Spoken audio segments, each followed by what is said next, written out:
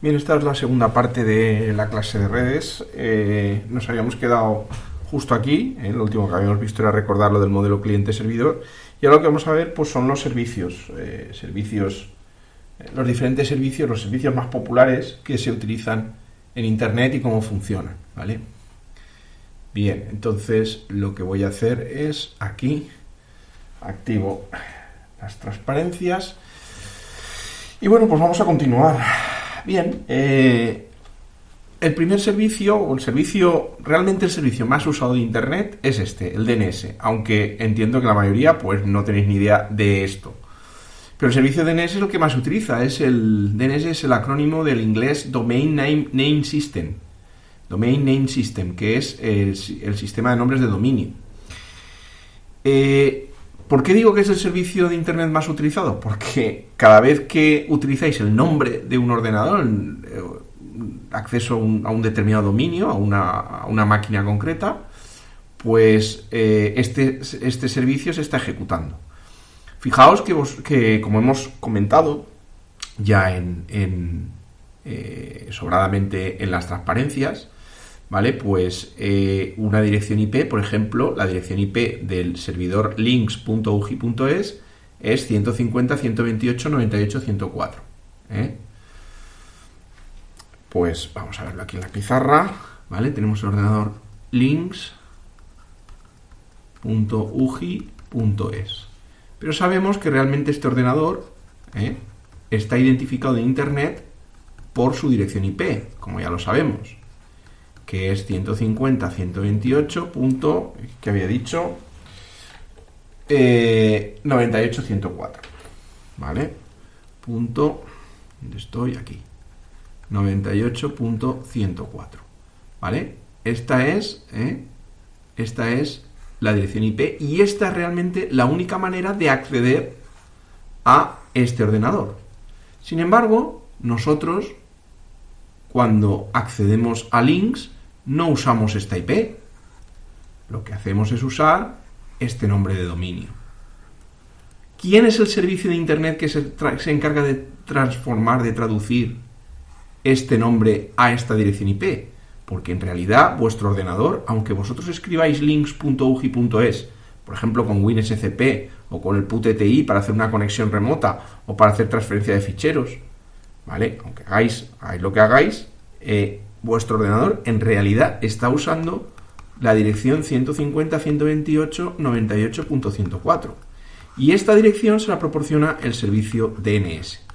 ¿Vale? Eso quiere decir que de alguna manera vuestro ordenador viene configurado de serie con el servicio DNS. Esto no es realmente así.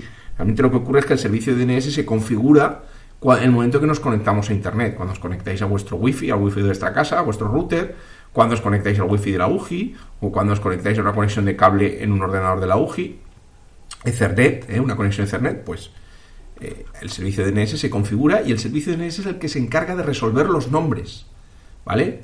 Resolución de nombres. Así se le llama a este proceso. Resolver un nombre, es decir, coger un nombre y resolverlo significa obtener su dirección IP asociada. Repito, coger un nombre de dominio, resolver un nombre de dominio significa obtener su dirección IP asociada. De la misma manera, vosotros cuando os conectáis, por ejemplo, a la página web de la máquina virtual, vamos a mostrar el escritorio. Cuando vosotros, por ejemplo, os conectáis, vamos a ver, aquí, cuando vosotros os conectáis, por ejemplo, a la página web de la máquina virtual, que sabemos que es esta, http://tseo.act.uji.es/vbox, ¿vale? En realidad, vuestro navegador está haciendo una petición al sistema operativo y el sistema operativo está haciendo una petición al servidor DNS para pedirle que resuelva este nombre, tseo.act.uji.es. Y tseo.act.uji.es tiene una dirección IP. ¿Cuál es? Pues la dirección IP se puede averiguar fácilmente desde consola. Disculpadme, no es la consola que yo quería abrir, es esta otra, usando la orden host. Por ejemplo, si vosotros escribís host tseo.act .uji.es en la consola, ¿vale? Pues aquí tenéis la dirección IP de Teseo, que es esta de aquí, 150.128.97.70. Fijaos que Lynx y Teseo comparten el 150.128 porque son dos ordenadores, dos máquinas que están en el dominio UJI. Acordaos, redes de clase A, B, C, ¿os acordáis? Cuando hablábamos de las direcciones IP, la red de la UJI es una red que emplea 16 bits para identificar el dominio y otros 16 bits para identificar ordenadores dentro del dominio, ¿vale? 150 a 128 son los primeros 16 bits e identifican el dominio de la UJI. A todos los ordenadores que están en el dominio de la UJI, que están conectados en la red de la UJI, sus direcciones IP empiezan por 150 a 128. Relacionamos con la primera clase del otro día que grabé la semana pasada, ¿vale? La clase de la semana pasada que grabé y que publiqué en YouTube. Bien, pues eso es. ¿Y dónde tenemos esta? ¿Dónde se almacena esta información? Pues, por ejemplo, en un sistema Linux, esa información se almacena en un fichero que se llama resolve.conf, que está almacenado en el directorio /etc. ¿Vale? Aquí tenéis la opción nameserver, ¿vale? Y esto es una pista para una transparencia que veremos después, ahora en breve. Aquí tenéis el nameserver, la configuración del servicio de DNS, que se hace automáticamente cuando, insisto, mi ordenador se conecta a Internet, ¿vale? En el momento que mi ordenador se conecta a Internet, pues se produce esto que os decía, que se configura el servicio de DNS. Bueno, seguimos. Bueno, disculpad, te paso la transparencia al hacer clic. Vale, entonces, realmente esto es lo que ocurre. Fijaos que para conectarse realmente hay que utilizar la dirección IP, es decir, el número de 32 bits. Pero nadie emplea los números. Nosotros, el ser humano tiene mucha más facilidad para aprenderse nombres que no nuestra mente se aprende más fácilmente los nombres que no números. Es decir, a vuestros amigos los llamáis por su nombre, seguramente conocéis hasta los apellidos de vuestros amigos, pero no los llamáis por su DNI, ¿verdad que no? Pues esto es lo mismo, ¿vale? Necesitamos usar el DNI de las máquinas, que es la dirección IP, para poder conectarnos a ellas, pero nosotros nos referimos a ellas por sus nombres. ¿Y quién es el que nos dice el DNI de la máquina, es decir, su dirección IP, a partir de su nombre? El servicio de DNS. El servicio de DNS es un servicio es un servicio, como decimos, sistema de nombres de dominio. ¿Qué es un dominio? Pues en realidad es un ámbito de red. Por ejemplo, la red de la UJI tiene un dominio en Internet, lo que os he comentado. El dominio uji.es 150.128. Eso es el dominio UJI. Entonces, realmente un dominio puede ser, hay dominios más pequeños, los hay más grandes. En realidad un dominio es un ámbito de red, ¿vale? En el cual pues, puede haber varios ordenadores, donde tenemos cada uno de ellos, por supuesto, tendrá su propia dirección IP pública, pública. Recordad que las privadas se pueden repetir, pero las públicas no, porque hay un organismo internacional que vigila esto, que es el que las asigna, que es la IANA.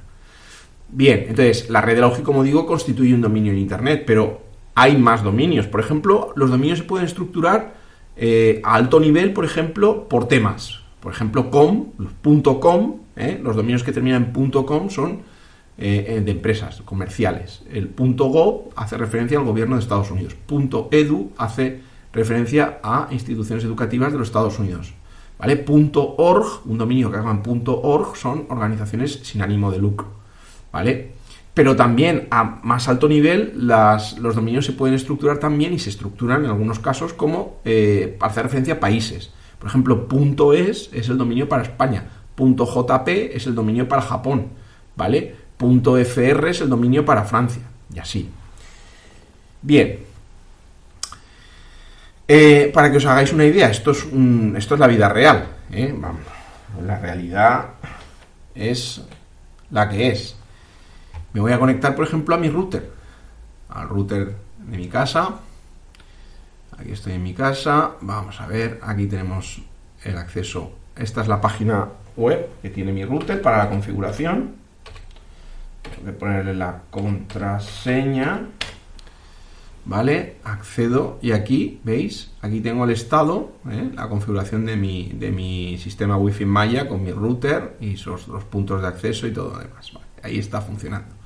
Me dice el estado de internet, fijaos que me indica cuál es la dirección IP que se me ha asignado, ¿vale? Y fijaos, servidor DNS primario, servidor DNS secundario, ¿vale? Estos son los parámetros que los servidores DNS, estos son los servidores DNS que está utilizando, que se están utilizando el router de mi casa para resolver las direcciones. Es decir, cuando yo aquí he escrito la página http://tseo.act.ugi.es/vbox, esa petición al final la ha recibido mi router y mi router ha enviado esa petición, ha pedido al servidor DNS primario, fijaos que yo tengo configurado dos, el servidor DNS primario le ha pedido que resuelva ese nombre y este servidor le ha contestado a mi router indicándole que tseo.act.ugi.es, su dirección es 150.128.97.70. Y eso se lo ha pasado a mi ordenador, esa información ha recibido mi ordenador, mi sistema operativo, y se la ha pasado al navegador. El navegador entonces ha podido contactar y acceder a la página web. Todo esto, por supuesto, pasa a velocidades de vértigo. Esto ocurre en milisegundos, ¿vale? De hecho, si tenéis una conexión lenta, podéis ver, por ejemplo, o si algún día vais con congestión en la red, podéis ver brevemente en la barra de estado del navegador aquí abajo, que pone algo así como resolviendo el nombre, ¿vale? Entonces, por eso es lo que ocurre. Bien, que hay un tiempo, que está tardando un tiempo en resolverse el nombre, es decir, obtener la dirección IP asociada al nombre. Fijaos que, por ejemplo, en el caso de la configuración de Internet, ¿vale? Fijaos que yo puedo aquí configurar. Si lo dejo esto vacío, automáticamente mi router coge las direcciones IP de los servidores DNS, se las pasa el router de la empresa, en este caso de Movistar, que es el servicio que tengo contratado. Pero como yo lo he rellenado aquí, pues paso de los que me pasa Movistar y utilizo estos propios, que son además los de Google, ¿vale? Para evitar que me hagan ningún tipo de bueno, pues eso, de banear IPs, que los servidores de Movistar, los DNS de Movistar, de las empresas telefónicas, desgraciadamente, pues a veces algunos nombres los tienen ahí en listas negras y no te los resuelve. Entonces tú dices, ostras, no puedo acceder, por ejemplo, a un servicio de torrent o alguna cosa de estas. Hoy no puedo acceder, o así piratilla, ¿no? Dices, no puedo acceder a esta página web, no entiendo por qué. Pues muy fácil, es porque tu proveedor de internet no te está resolviendo esas direcciones IP, entonces en la práctica es como si no pudieras acceder. Entonces yo por eso paso de los DNS que me da Movistar y pongo estos de Google, que en principio Google, que yo sepa, no censura por ahí ningún nombre a la hora de resolverlo, ¿vale? De todas maneras, también en la dark web hay otros servidores de DNS por ahí que se pueden utilizar, que se sabe que son fiables y que no censuran ningún dominio. Bueno, dicho esto es simplemente para mostrar lo que es la vida real, Esta asignatura es la vida real, como la vida misma. Bueno, pues ¿cómo se resuelven los nombres? Fijaos que la idea es que precisamente la idea es que los servidores de nombres entre ellos se pueden preguntar también. Básicamente, por ejemplo, fijaos, este sería el caso. Imaginad, voy a borrar la pizarra, imaginad que yo estoy en el dominio de la UGI, ¿vale? O sea, imaginad que estoy en la UGI, estoy en la red de la UGI. Estamos en la red de la UGI. Vale, voy a cambiar el color a negro.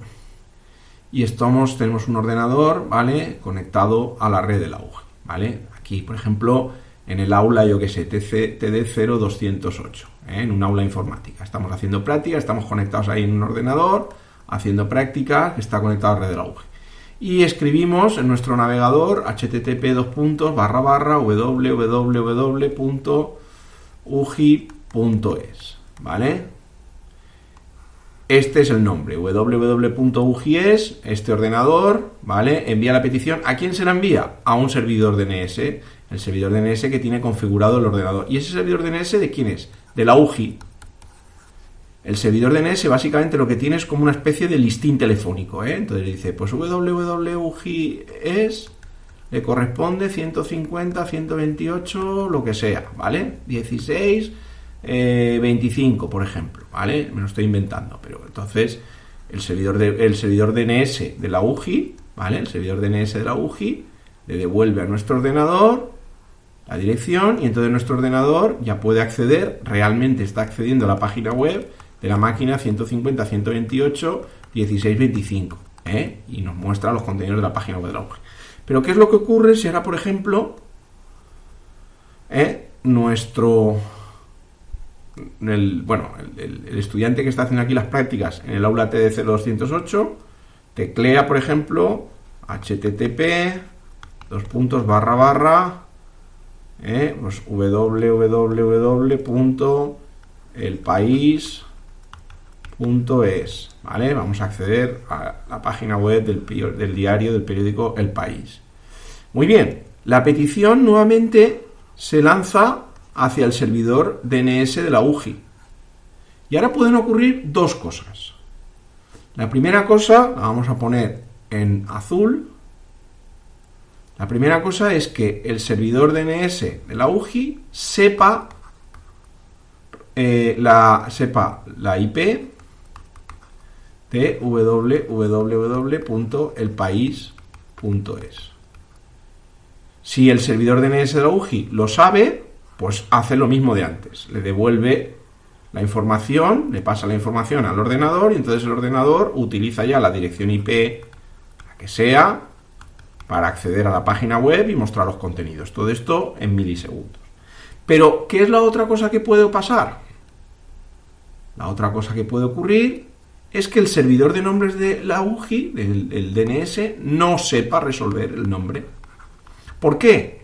Bueno, fijaos que normalmente los servidores DNS en su lista suelen tener, obviamente, en su lista, fijaos que cada servidor DNS, cada dominio tiene que tener servidores DNS configurados, porque cada dominio tiene que llevar una lista de sus máquinas, es decir, la UJI en sus servidores DNS tiene una lista con, por así decirlo, ¿vale?, donde tiene registrados todos los nombres de los ordenadores conectados en la red de la UJI y asociadas a su dirección IP, que serán todas del tipo 150.128. Y eso ocurre con todos los dominios en Internet. Cada dominio de Internet tiene su propio servidor DNS que tiene almacenada esa información. Es decir, esa información está descentralizada en Internet. Pero además, cada servidor DNS se guarda un hueco para apuntarse cosas. ¿Y qué cosas se apunta? Pues, por ejemplo, si ha habido un compañero que antes ha accedido a la página web del país, el servidor de la UJI ha hecho la consulta y ha recibido la respuesta y se la apunta. Si ahora volvemos a hacer la petición para ver la página web del país, como está en la lista, pues directamente, como la sabe, pues la resuelve y ya está. Pero si no la sabe, ¿qué es lo que hace el servidor DNS de la UJI? Pasa la petición a un dominio superior.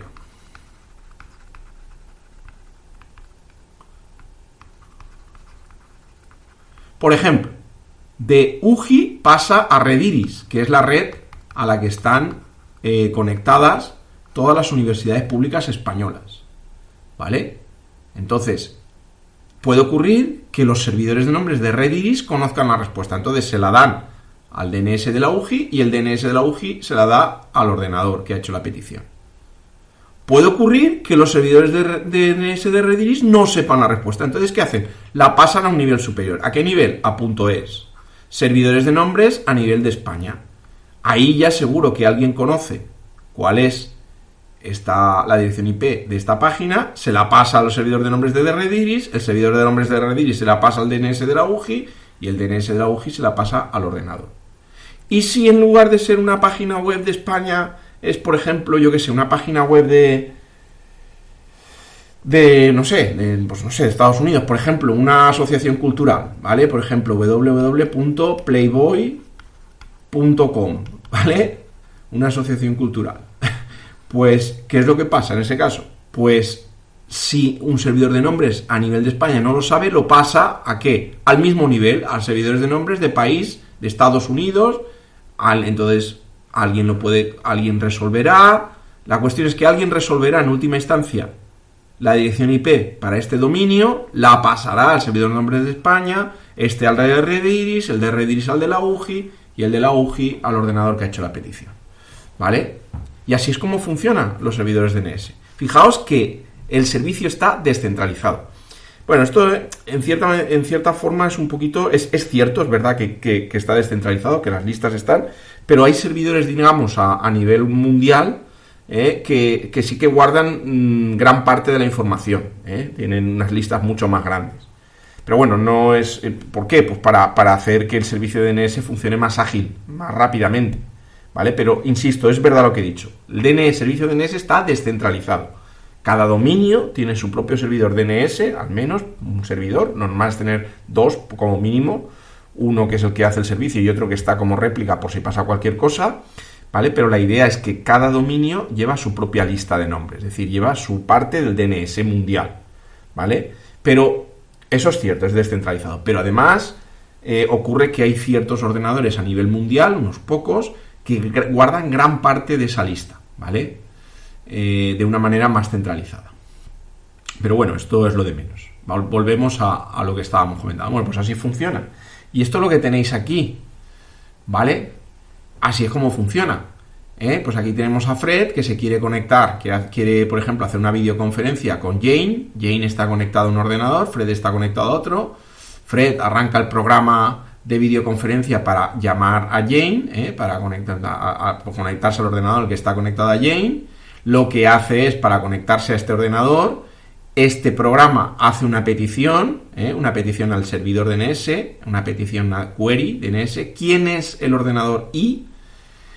En última instancia, este servidor de nombres, bien porque tiene ese nombre en la lista, bien porque consulta y alguien le responde, obtiene la respuesta. Pues mira, la dirección IP de I es 139.133.1.1 y se la pasa al ordenador de Fred. Y el ordenador de Fred, entonces, ya conociendo la IP, ya puede lanzar una petición para conectarse al ordenador 139.133.1.1 con esta IP, y entonces pues ya se puede conectar y ya Jane y Fred ya pueden chatear.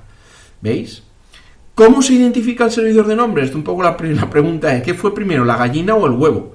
Fijaos que el servidor de nombres resuelve nombres. ¿Pero quién resuelve el nombre de un servidor de nombres? Respuesta, nadie.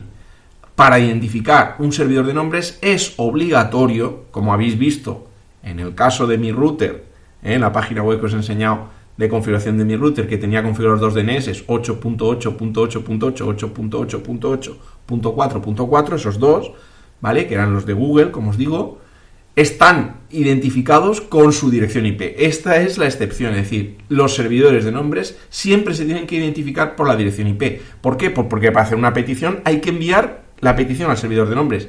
Y como no hay nadie que resuelva la dirección del servidor de nombres, pues no hay nadie que resuelva el nombre del servidor de nombres, pues entonces se tiene que usar obligatoriamente la IP.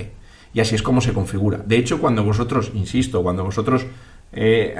tanto os conectéis al wifi de vuestra casa, al router de vuestra casa, al wifi de la UJI, o estéis usando la conexión Ethernet en un ordenador conectado por cable Ethernet a la conexión, a la red Ethernet de la UJI. Lo hagáis como lo hagáis, cuando se establece la conexión de red, vuestro ordenador recibe esa configuración, recibe las direcciones IP del servidor de nombres o de los servidores de nombres. Normalmente suele haber como mínimo dos, ¿vale? Servidores de nombres, por si falla uno, pues que el otro pueda responder, ¿vale? Entonces, esa información, insisto, se configura automáticamente cuando vosotros os conectáis, cuando vosotros establecéis una conexión a Internet. ¿Y cómo se hace eso? Precisamente hay un servicio de Internet que hace eso y que veremos ahora. Bien. Pues precisamente este es el servicio que se encarga, este podría ser, digamos, el segundo servicio más utilizado. Este es el servicio, precisamente se encarga de configurar de manera automática las conexiones a Internet, ¿vale? Este servicio se conoce como el servicio de DHCP, servicio DHCP, Dynamic Host Configuration Protocol, ¿vale? La idea es que este servicio, antiguamente, hace ya muchos años, el siglo pasado, cuando tú contratabas los servicios de un proveedor de Internet, entonces incluso con módems telefónicos, como ya comentamos en la clase de la semana pasada, pues la empresa normalmente te daba un CD-ROM para poder configurarlo automáticamente, para poder con un programa de configuración para la conexión a Internet, Normalmente ese CD-ROM tenía un programa que funcionaba en Windows. Si tenías Linux, no tenías más remedio que llamar, decirle al operador que te pasara con algún técnico. Después de tirarte media hora, al final alguien te daba la información que necesitabas. Pues oye, necesito saber la pasarela, la dirección del DNS, la IP del DNS, tal, no sé qué. Bueno, la información que se necesita para configurar una conexión de red. Pues esa información te la daban, te la apuntabas, y entonces yo en Linux pues me iba a los ficheros donde yo sabía que hay que poner esa configuración, y yo ya pues me ponía la configuración, lo mismo que haría un programa, pues lo hacía yo a mano en un momentito, y ya tenía configurada mi conexión a internet y ya la podía usar para siempre, porque la configuración no cambiaba. Pero claro, esto siempre había que hacerlo, cada vez que alguien quería hacer una conexión a internet o configurar una conexión a internet, pues un técnico tenía que coger y dar esa información o configurarlo, y en fin, un rollo, un coñazo. Y precisamente por esto surgió el servicio de HCP. El servicio de HCP lo que hace es que en el momento en que tú estableces una conexión a internet, por ejemplo te conectas a un wifi o lo que sea, se arranca un programa cliente del servicio de HCP. Recordad, modelo cliente-servidor. Ese cliente de HCP se conecta con el servidor de HCP del sitio al cual tú te conectas, por ejemplo, del router. Tú cuando te conectas a un wifi, te conectas a un router inalámbrico, a un wifi, a un router inalámbrico, ¿vale? Pues ese router inalámbrico tiene una dirección IP también, como el mío, el de mi casa. Entonces, realmente lo que ocurre es que cuando yo me conecto al wifi de mi casa, el servidor de el cliente de HCP de mi portátil, de mi ordenador portátil, se comunica con el servidor de HCP de el router inalámbrico, y el router inalámbrico tiene un servidor. Todos los routers inalámbricos llevan un servidor de HCP en su firmware, porque llevan un firmware, eso se programa, ¿vale? Tiene unas opciones, tiene un programa ejecutándose dentro, tiene una especie de mini sistema operativo, por así decirlo, ¿vale? Y entre otras cosas tiene un servidor de HCP. Entonces el cliente de HCP de mi portátil se comunica con el cliente de HCP del servidor del router Wi-Fi, ¿vale? Y entonces el router Wi-Fi le pasa toda la información para la configuración de la conexión a internet, las direcciones de los DNS, las direcciones IP de los DNS, la pasarela, no sé qué, bueno, toda la información que se necesite, la dirección IP, que en este caso es una IP privada, ¿vale? Se la pasa toda al cliente de HCP de mi portátil. El cliente de HCP de mi portátil coge esa información y ya configura la conexión. Y ya está, y tú no tienes que hacer nada, ni llamar por teléfono, ni que alguien te la configure, ni que te dé la información. Entre ellos dos se comunican y ¡pum! En un segundo ya está configurada la conexión a internet. Bueno, en este caso al router Wi-Fi, ¿vale? Que es el que proporciona luego realmente la conexión a internet. Y esto pasa también como si lo hicierais en la UJI o incluso haciendo una conexión por cable, por Ethernet, por una red Ethernet por cable. Pasa lo mismo, o sea, de un cliente de HCP, de vuestro Windows, de vuestro Linux, del Linux de aulas, del Windows 10 de aulas, se comunica al cliente de HCP con el servidor de HCP correspondiente y ese ya le pasa la información. Y la conexión a internet queda automáticamente configurada y correctamente configurada, ¿vale? Todo esto nos lleva a dos conclusiones. Primera, los routers y demás que se encargan de alguna manera de recibir las conexiones, todos llevan un servidor de HCP integrado, ¿vale? Para poder dar respuesta a estas peticiones.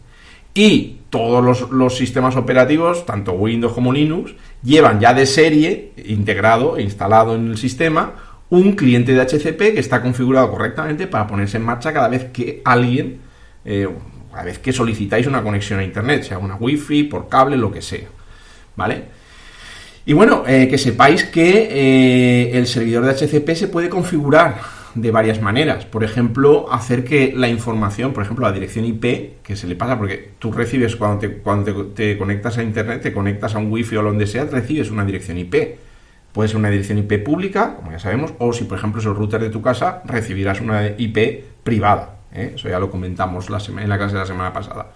Bueno, pues el servidor de HCP se puede configurar para asignar una dirección IP de manera automática, ¿vale? De tal manera que siempre va a asignar al mismo cliente la misma dirección IP, como por ejemplo utilizando la información de la tarjeta. Fijaos, voy a poner un ejemplo real como la vida misma, para que veáis que en esta asignatura no nos inventamos nada, es todo la pura realidad. Bien, fijaos, voy a ejecutar la orden ifconfig en consola, para que veáis pues los datos de mis interfaces de red. Por ejemplo, esta es la interfaz de red, esta que veis aquí, NPS20, la de low la vamos a dejar, no lo voy a comentar, pero esto de aquí, NP2S0, esta es la interfaz de conexión Ethernet. Es decir, yo tengo un puerto Ethernet y de hecho cuando estoy en mi despacho me conecto con cable Ethernet, no me conecto por Wi-Fi, me voy directamente al cable. Y fijaos que aquí hay una dirección Ethernet. Esta es la MAC address, la dirección MAC, eso también está en los apuntes del tema 4. Esta dirección que veis aquí, estos numeritos, son el DNI de la tarjeta Ethernet. La tarjeta que hay dentro de la placa del portátil, la tarjeta Ethernet que se encarga de realizar las comunicaciones. Tema 4, lo de los medios de conexión, perdón, los soportes de red, ¿vale? Bien, pues esta tarjeta Ethernet tiene un numerito que la identifica, que es este que veis aquí, ¿vale? Pero con el Wi-Fi, esta es la interfaz Wi-Fi, porque mi portátil tiene Ethernet y también, obviamente, tiene Wi-Fi, ¿vale? Esta es la interfaz Wi-Fi, esta que veis aquí. Que ahora en estos momentos, como estoy conectado al Wi-Fi de casa, pues fijaos que recibo esta IP privada, 192.168, recordad que este es un rango de direcciones IP privadas, .0.100, ¿vale? Aquí la tenemos, 192.168.0.100. Vale. Entonces, esta es una IP, como digo, privada, pues estoy conectado al Wi-Fi de mi casa, pero fijaos lo mismo. Aquí podéis ver que también hay una dirección Ethernet, una MAC address. Es decir, la Wi-Fi también tiene un identificador. ¿Lo veis? Este es el identificador de la tarjeta Ethernet cable y este es el identificador de la tarjeta Wi-Fi. Ya os comenté también en la clase de la semana pasada que el Wi-Fi funciona un poco como Ethernet, ¿vale? Básicamente. Entonces también tiene su MAC address. Vale, pues este es el identificador de la tarjeta. Esto identifica el Wi-Fi de mi portátil. Y yo tengo pues una configuración dinámica y automática en mi router. Fijaos, voy a conectarme otra vez. ¿Vale? Voy a conectarme otra vez al router de mi casa.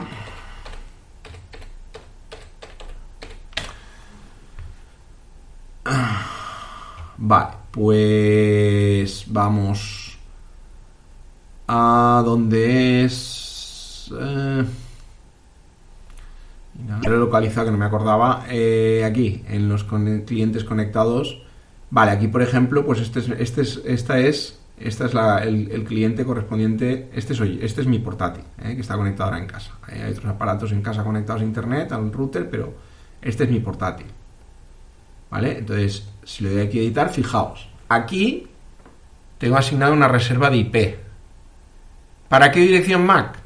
Para esta que veis aquí. ¿Veis? Esta es la MAC address del Wi-Fi de mi portátil. ¿Veis? 90, 2.32, 2.4b, 2.10, 2.25, 2.f1. Pues fijaos. 90, 2.32, 4b, .10, .25, .f1. Ahí está. Lo que estoy diciendo es que cuando se conecte la Wi-Fi con esta dirección MAC, se le reserva la IP esta, 192.168.0.100. Esto quiere decir que yo, cada vez que me conecto con el portátil al Wi-Fi de mi casa, siempre que me conecto con el portátil al Wi-Fi de mi casa, ¿vale? Siempre recibo esta dirección IP, 192.168.0.100. Hay otros aparatos, hay otros equipos en mi casa que también reciben una IP fija siempre que se conectan. Es lo que llamamos lo de la asignación, esto que os he comentado, la asignación automática. Pero hay otros aparatos, por ejemplo la consola, la PlayStation, la televisión, que no, que esos reciben una IP dinámica, ¿vale? Bueno, he dicho automática, disculpadme, era manual lo que quería decir. Asigno direcciones IP de manera fija. Esta es la asignación manual que he hecho a los ordenadores, ¿vale? Y luego la dinámica es la que se haría con otros. Bueno, en fin, esto es para comentaros un poquito. Tenéis más información en los apuntes del tema 4, ¿vale? Bien. Vamos ahora a otro servicio muy popular, el servicio de Internet, el web. ¿Qué queréis que os comente? Bueno, pues ya sabéis, internamente se utiliza siempre la dirección IP, eso ya lo sabemos, y recordad que siempre a la hora de trabajar con el servicio web, lo primero que hay que hacer es especificar el protocolo de comunicaciones, ¿vale? El protocolo de comunicaciones es lo primero. Es decir, lo primero que escribimos es HTTP, ¿vale? Que es el protocolo, digamos, normal de utilización en las páginas web, en el web. El HTTPS, que es lo mismo pero con una capa de SSL, con capa de seguridad, por ejemplo, ¿vale? Entonces, si vosotros, por ejemplo, http pues por ejemplo, tseo actugis, ¿vale? vbox, ¿vale? Pues ahí tenemos la página web de la máquina virtual, ¿de acuerdo? Esto así es como funciona. Pero os recuerdo, muy importante, os recuerdo que también se puede utilizar el protocolo FTP. Los navegadores también entienden del protocolo FTP. Por ejemplo, podéis acceder a un servicio FTP anónimo que no requiere autenticación, ¿vale? FTP con el navegador, usando FTP / es decir, en lugar de escribir HTTP / tenéis que empezar en la cajita de dirección escribiendo FTP / y a continuación, por ejemplo, pues ponéis ftp.rediris.es, que es un servicio anónimo, y veis, pues ya tenemos acceso. Fijaos que ahora estamos usando el navegador como cliente FTP, pero fijaos, muy importante, hemos de poner ftp / delante, o podemos usar el Dolphin, ya sabéis, o el propio explorador de Windows con el ftp / delante para acceder, por ejemplo, pues a un FTP anónimo, ¿vale? Como veis aquí, podemos ya pues entrar y navegar y tal, por el FTP como si, pero a través del navegador, pero en realidad estoy usando el servicio FTP, ¿vale? Pero esto simplemente es porque los navegadores entienden también de este protocolo. Bueno, aquí no voy a aburriros con una cosa que ya conocéis de sobra, ¿vale? En cualquier caso, pues bueno, que sepáis que el servicio web admite el paso de parámetros. Por ejemplo, se pueden invocar programas que están preparados en servicios web para que se ejecuten y pasarle parámetros y tal. Bueno, todo eso está descrito en el tema 4 de teoría. Podéis leer los apuntes para más información si tenéis curiosidad, y bueno, es importante también que lo conozcáis, os animo a que lo leáis.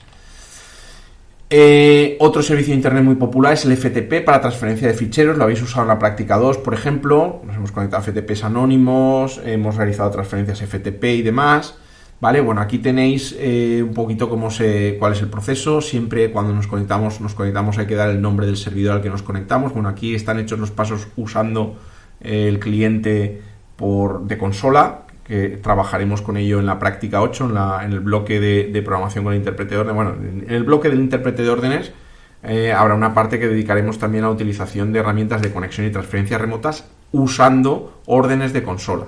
Bueno, pues la orden FTP, el programa FTP de consola, especificamos el nombre del servidor al cual nos queremos conectar, ¿vale? Ponemos el usuario, ponemos la contraseña, podemos solicitar mediante órdenes, por ejemplo, que nos dé un listado de los ficheros que hay. Con la orden get dentro del propio cliente FTP pedimos descargarnos un fichero concreto, y con la orden by pues cerramos la conexión. Normalmente los pasos son estos. Cuando hacemos, de hecho, aunque lo hagáis con un navegador, el paso es ese, es conectarse al servidor. Si es necesaria identificación, pues se envían los parámetros de identificación, se pide un listado, se hace una descarga de un fichero determinado y luego pues se cierra la conexión, ¿vale? Bueno, más detalles daremos sobre la utilización de un cliente de consola cuando trabajemos en la práctica 8, que la trabajaremos durante 4 semanas. Bueno, en cualquier caso, el servicio FTP ya sabéis de qué va, para transferencia de ficheros. Ya lo hemos usado en la práctica 2, al principio del semestre. En realidad, de hecho, hemos usado servicios de conexión también remota, el SSH. Yo puedo conectarme, por ejemplo, habéis usado el PUTTI, lo puedo hacer desde consola. Yo puedo conectarme, por ejemplo, a Links, el servidor de la UJI, el servidor de alumnos de la UJI, ¿vale? Me pongo mi contraseña en la UJI, ¿vale? Y bueno, pues aquí estoy conectado, ahora estoy conectado al servidor de alumnos de la Universitat Jaume I, ¿vale? Puedo buscar una orden para pedir un listado largo. Aquí están todos mis ficheros, ¿vale? Y cierro la conexión con un exit. Esto es lo mismo que habéis hecho con el PuTTY, solo que directamente yo lo hago desde consola usando el programa SSH, que eso lo usaréis en la práctica 8, en una parte de la práctica 8, ya os digo, paciencia. Bueno, de hecho, precisamente SSH y SCP son las alternativas seguras con cifrado de datos para poder transmitir de manera segura información confidencial, como puede ser usuario y contraseña.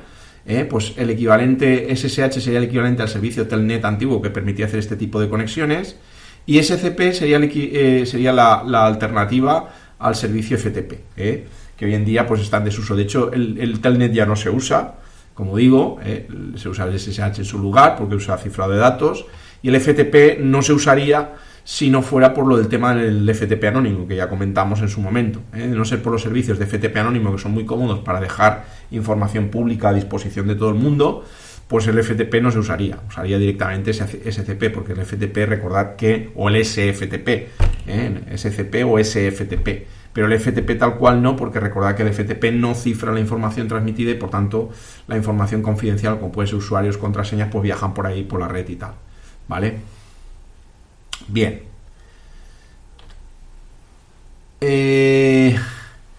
Otro servicio muy popular es el servicio de correo electrónico, que os voy a contar. El servicio de correo electrónico se denomina SMTP, Simple Mail Transfer Protocol, y se usa el puerto TCP, es un estándar, digamos, de facto, un puerto TCP conocido de estos. El puerto TCP que normalmente se asigna y para que se espera que funcione el correo electrónico es el puerto TCP número 25. ¿Vale? Recordad que las direcciones de correo electrónico tienen el aspecto de usuario @subdominio.dominio, es decir, siempre trabajamos las direcciones de correo electrónico siempre son personas que pertenecen o que están adscritas a un determinado dominio de internet. Por ejemplo, mi dirección de correo electrónico jcamen, que es mi nombre de usuario en la UJI, y a continuación viene el dominio uji.es. Vuestro es AL lo que sea, @uji.es, ¿vale? Si estáis en una cuenta de Gmail, por ejemplo, pues podría ser pepito@gmail.com, ¿vale? Pues el gmail.com sería el dominio en el cual está el usuario Pepito con su buzón de correo electrónico. Bueno, además hay protocolos complementarios, servicios complementarios como son el POP y el IMAP, que son servicios de descarga de correo electrónico. El POP y el IMAP permiten conectarse a un buzón remotamente y gestionar el correo electrónico en local. Vosotros para eso usáis el web, usáis el navegador, el Firefox, el Chrome, os conectáis a vuestra cuenta de la UJI, abrís el Gmail y ahí tenéis vuestro correo. En Gmail tenéis ahí vuestro correo, pero en realidad lo que estáis haciendo es usar una pasarela web. Es decir, estáis usando un servicio web que lo que hace básicamente es lo mismo, es conectarse con vuestro buzón, mostraros los mensajes y gestionarlo, ¿vale? Pero yo, por ejemplo, igual es que estoy chapa a la antigua, no es que esté chapa a la antigua, es que realmente para mí es muchísimo más cómodo y no necesito tener que estar usando un puñetero navegador web para gestionar el correo electrónico, cuando puedo usar, por ejemplo, un programa tan bonito como el Evolution, ¿vale? Este es el programa que yo utilizo para gestionar mi correo electrónico, ¿vale? Pues aquí tengo mi correo electrónico, ¿vale? Yo no uso el navegador web. ¿Por qué? Porque prefiero gestionarlo en local, ¿vale? Aquí tengo mis mensajes de correo electrónico, ¿vale? Y bueno, pues esto es. Aquí tengo mis carpetas. Fijaos, para mí es mucho más cómodo trabajar aquí que trabajar con el Gmail, porque yo aquí puedo crear mis carpetas, archivar mis mensajes como quiera, borrar los que ya he contestado, me guardo copia automáticamente de todos los mensajes que envío, igual que hace el Gmail, pero lo tengo aquí en local.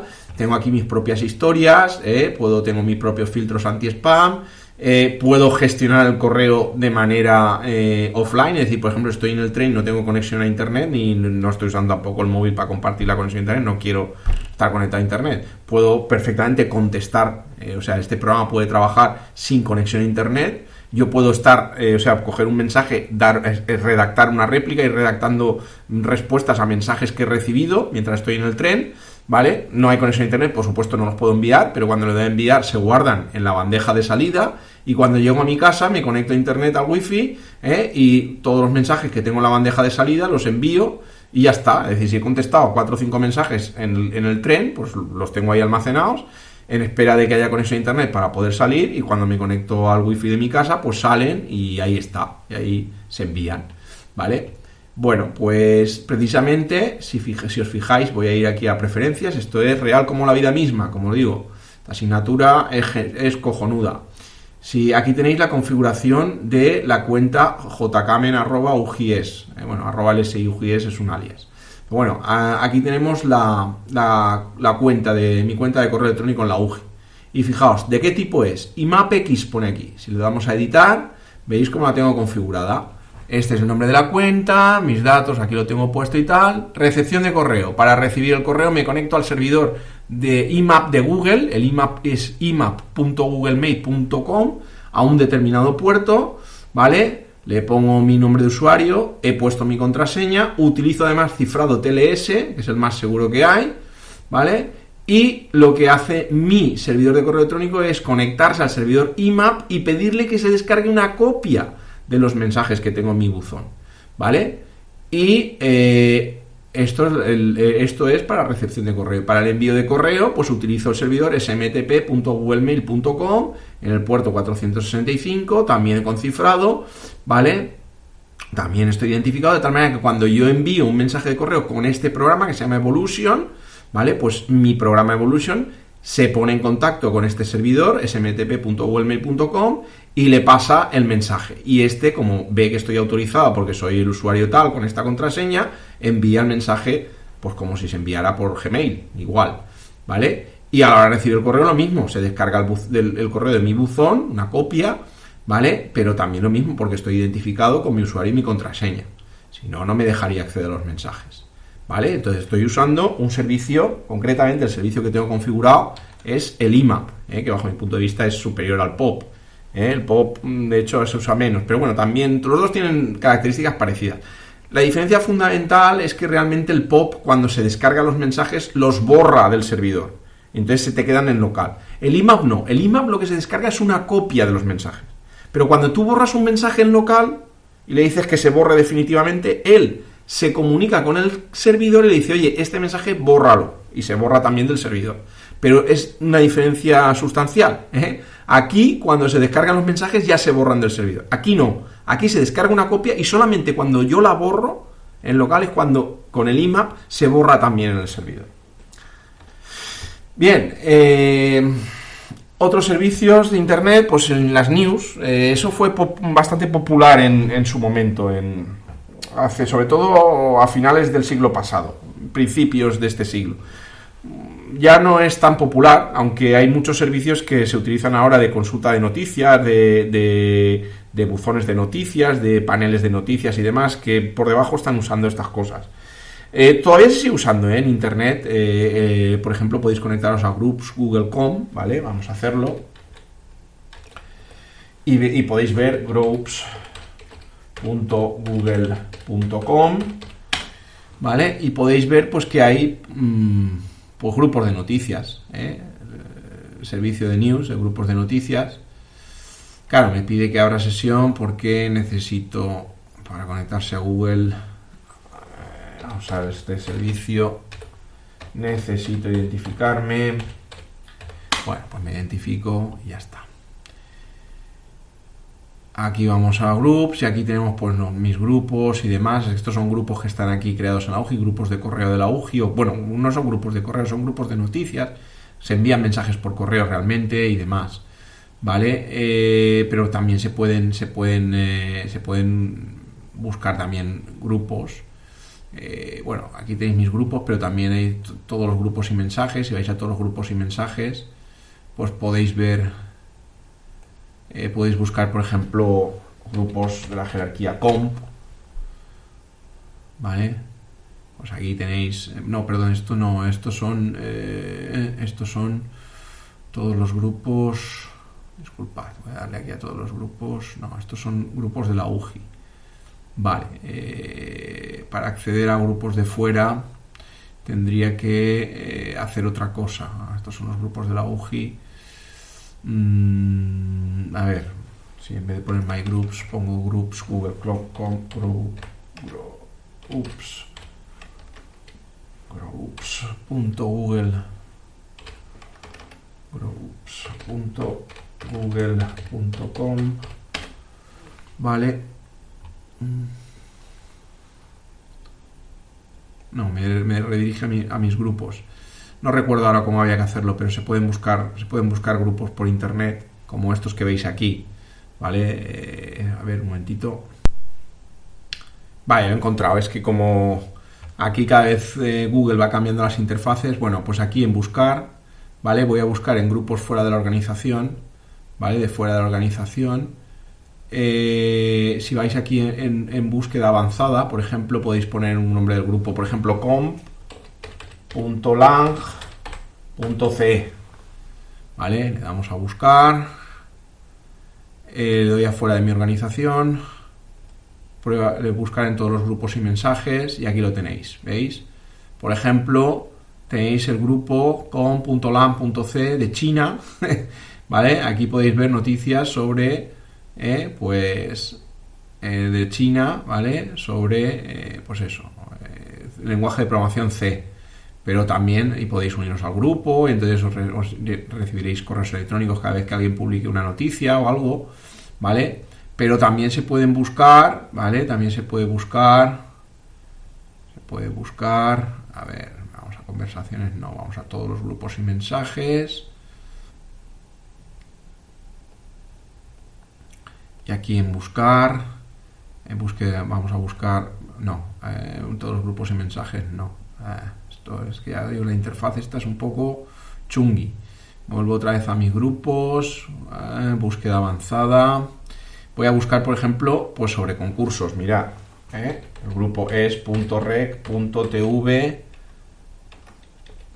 este que aparece también a traspa, es .rec.tv. Concursos, ¿vale? Y voy a buscar, ¿vale? Vamos a buscar en todos los grupos y mensajes de fuera de mi organización, ¿vale? Y ahí lo tenéis, el grupo es RecTV Concursos, ¿vale? Si os conectáis aquí veréis pues mensajes de, ¿vale? Pues bueno, hay también gente que envía propaganda, ¿vale? Y aquí hay mucho troll por aquí, pero aquí por ejemplo veis el lunes vuelve Gran Hermano, expedición imposible el miércoles 23, ¿vale? Pues estos son mensajes, bueno, estos son mensajes de año el picolón, de año de 2013 y demás, pero bueno, ahora ya hoy en día los grupos de noticias ya cada vez son menos utilizados, pero existen, siguen existiendo, y bueno, tenéis de todo, pues aquí podéis ver en las traspas, ¿vale? Por ejemplo, también tenéis el grupo altsex.oral, ¿vale? Para aquellos, los amantes del sexo oral. Bien, pues, por ejemplo, se puede buscar, Vamos otra vez a grupos, para ver que no nos inventamos nada. Vamos a búsqueda avanzada, nombre del grupo alt.sex.oral. Fijaos además que los grupos de noticias están organizados por jerarquías. Le doy a buscar, quiero buscar en todos los grupos y mensajes de fuera de mi organización, ¿vale? Y aquí, bueno, pues ya no está. Hay 12 grupos que coinciden. Aquí tenéis, por ejemplo, alt.penthouse.sex.oral, ¿vale? alt.sex.oral, aquí lo tenéis, ¿vale? Pues aquí podemos entrar y aquí pues tenéis, pues bueno, todos los mensajes al respecto de bueno, pues este grupo de noticias. Bueno, no sé, ya me voy a desconectarme, cerrar la sesión, pero bueno, para que veáis que esto, pues no os estamos mintiendo, estos grupos existen. Bien, y para concluir, pues hablar del servicio P2P, que es un servicio muy utilizado, ¿vale? La idea del servicio P2P, se me ha fastidiado, disculpad, se ha fastidiado la transparencia porque antes he ido sin querer. Vale, vamos aquí, voy a volverlo a cargar. Vale, aquí bueno, he comentado las noticias, los grupos de noticias, y ahora pues vamos a hablar del P2P, que también es un servicio muy utilizado pues para compartir ficheros y descargarse ficheros por internet. Se puede usar con buenos propósitos, por ejemplo para descargas de imágenes ISO de Ubuntu y demás, pero también en la mayoría de los usos, pero se utilizan las redes P2P hoy en día, pues son un poco rayando la ilegalidad, para descargarse pelis, música, series, etcétera, etcétera. pues el más popular hoy en día es el torrent, es un servicio P2P, tiene su propio protocolo, pero también en su momento y últimamente está otra vez volviendo a ganar popularidad el Burrico, el servicio Emule, ¿vale? Pero bueno, tanto el torrent como el Emule son los dos más populares. La idea es que los ficheros se comparten desde los clientes, y lo que tenemos es que hay uno o varios servidores que se encargan de centralizar estos ficheros compartidos y comunicar entre sí a los clientes. Es decir, cuando tú usas, por ejemplo, el Emule, te estás conectando contra uno o varios servidores y ese servidor es el que se encarga de poner en contacto a toda la gente que tiene ficheros. Por ejemplo, tú te conectas con el Emule a un servidor, ¿vale? Y tú tienes ahí tu lista de ficheros compartidos, pues una serie de películas o lo que sea. Tienes tus ficheros compartidos y estás ahí en esa lista con esos nombres. Pero igual que te conectas tú, en el mundo mundial pues se conectan 300.000 más, cada uno con su lista de ficheros compartidos. Entonces tú buscas, por ejemplo, una película, que es Spider-Man, por ejemplo, o Capitán América Civil War. Bueno, pues buscas y tal, y pues si en la lista de los ficheros compartidos hay gente que coincide con ese patrón, pues tú miras, ves, dices, me la quiero descargar. Y entonces el servidor simplemente pone en contacto a los clientes y hay una transferencia entre ellos, ¿vale? El precursor de todo esto fue Napster, que también sale un poco en la película esta de la red social, que fue la primera clase de teoría que hicimos un poco para motivaros todo lo que hay en el mundo de la informática, ¿vale? Pues Napster, pues el tipo de Napster, el tipo que creó Napster sale en la película Red Social, porque tuvo relación con el creador, con Mark Zuckerberg, el creador de Facebook. Bueno, pues como digo, Napster fue un precursor de todo esto. Napster se cerró por cuestiones legales, se utilizaba masivamente para copiarse de manera ilegal música en formato MP3, canciones, discos enteros y demás. Pero el problema de Napster es que realmente había un servidor que lo centralizaba y que guardaba la información, ¿vale? Y claro, pues esto se fue a hacer la MA porque los jueces lo hundieron. Bueno, al final tuvo que cerrar. Pero el servicio en la actualidad es descentralizado, ¿eh? Todavía pueden haber servidores, pero bueno, son piratas, no son de una empresa, son pues servidores que están en países con, pues yo sé, de mal vivir, tipo Ucrania, Azerbaiyán, alquerías del niño perdido. Bueno, pues eso, son servidores piratas y tal, no tienen ahí ningún control sobre ellos, y entonces pues ponen en contacto a los clientes, aunque realmente no guardan información, es totalmente descentralizado, lo único que hacen es poner en contacto a los clientes. El torrent además ni siquiera va contra un servidor, el torrent es totalmente descentralizado. Lo que te haces es bajarte un fichero tracker que alguien publica en una página web. Ese fichero tracker es un rastreador, lo que tiene es una serie, digamos, de información de rastreo que te permite conectar con varios sitios y entonces buscar gente que tiene ese fichero y entonces te lo empiezas a descargar, ¿vale? El Emule hoy en día también es descentralizado, se utiliza sobre todo CAT, se utiliza la conexión CAT, que es una red de confianza donde realmente tú lo que te guardas es tu cliente Emule se guarda una lista de los 200 clientes conocidos, a su vez cada uno de esos 200 tiene otros 200, cada uno de esos otros 200 tiene otros 200 y así. Entonces así se va ampliando la red. Entonces, conectando de esta manera ni siquiera necesitas un servidor. Con CAT simplemente te conectas a gente que tiene el burro lanzado por el mundo mundial. Bueno, en realidad la ventaja del servicio P2P es que descentraliza las descargas y sobre todo que la descarga es compartida. Tú te vas descargando trozos de ficheros, igual que otros se van descargando trozos de ficheros, compartes tus trozos. Al final, la idea es que hay varios usuarios que poseen todo o una parte de ficheros, son fuentes de información. Y luego los clientes se van descargando esas partes. Pero de esta manera lo que conseguimos es, a nivel global, fijaos que cuando hablamos de la conmutación de paquetes en las redes IP, ¿vale? Pues esto es un poco como una conmutación de descargas, entre comillas, ¿no? Lo que se hace es optimizar el ancho de banda de manera global. Es decir, fijaos que si tú haces 100 descargas de un fichero de 1 giga de manera secuencial, la red se va a saturar mucho más que si tú haces 100 descargas simultáneas, pero de manera mancomunada, es decir, donde se va repartiendo, es decir, si somos 100, pero yo me descargo esta parte de aquí, y tú esta otra, y luego entre nosotros las compartimos y rellenamos el puzzle, ¿vale? Pues al final lo que se hace es globalmente optimizar el ancho de banda de todos los que están conectados y optimizar el uso de la red. Por eso se utiliza mucho, por ejemplo, los servicios P2P, y esto no es coña, se utiliza mucho, por ejemplo, para descargar imágenes ISO, en lugar de hacer la descarga directa desde el sitio web, sobre todo cuando se publica la versión. Por ejemplo, en Ubuntu suele ocurrir que cuando se publica pues a finales de octubre se publica una release, ya sabéis, cada 6 meses sale una nueva versión. ¿vale? Aunque las LTS es lo que nosotros recomendamos, que son cada 2 años. Pero bueno, a lo que íbamos.